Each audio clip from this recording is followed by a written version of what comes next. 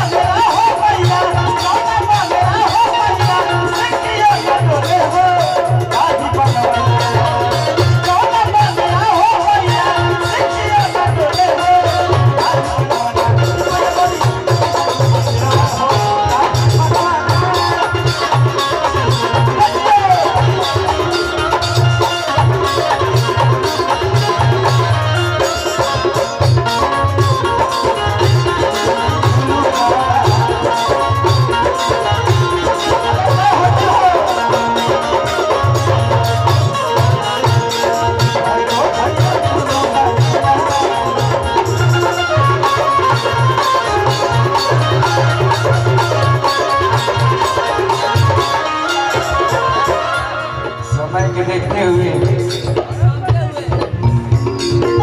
और सैकड़ों रुपए पुरस्कार साहनी रेडियो दुबारी चाचा जी के तरफ से बहुत सुंदर साउंड बाजेला यहाँ के हमेशा प्यार आशीर्वाद मिलत रहेला। माता रानी से प्रार्थना करो कि ऐसा ही साउंड बजत रहे पूरा यूपी बिहार दिल्ली मुंबई हर जगह और साउंड जा खूब गावल जा खूब बजावल जा। और 50 रुपया एक पुरस्कार निजामुद्दीन चाचा की तरफ से हार्दिक अभिनंदन वंदन बा।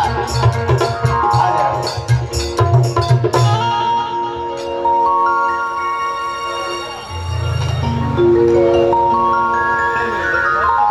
एगो नया गाना भइल बा और कहती है कैसे कहती है कौन भाव में तनी बोला दिए वो लोग के तनी एक बेर हमो हिला ले ढेर ना गए हिला ले तनी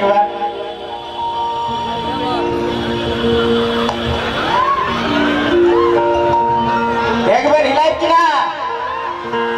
अपने भाई खातिर एक बार हाथ उठा के आशीर्वाद दे देना बजा के ताली। और की काचे उमरिया में ले आई लगावना और की देहिया पर कमजोर ही कमरिया हे राजा जी कैसे कहीं कह दिया रतिया अरे की काचे उमरिया में ले आई लगावना देहिया पर कमजोर ही कमरिया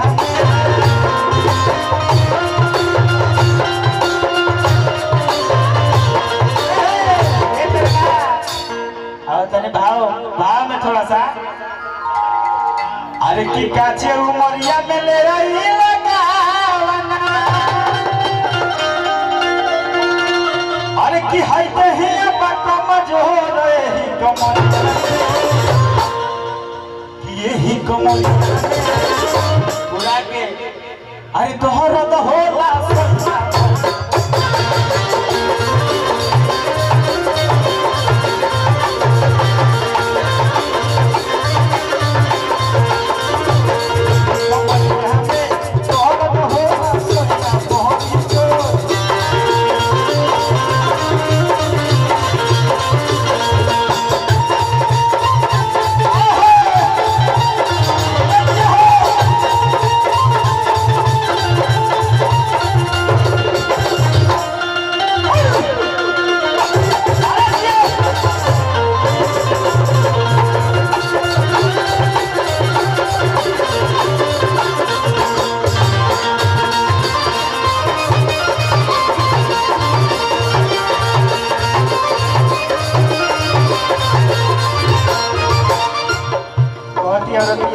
और देखिए सैकड़ों रुपया का पुरस्कार सुनील यादव गुरु की तरफ से। आज गाड़ी धानी वहाँ बोधी है राजा जी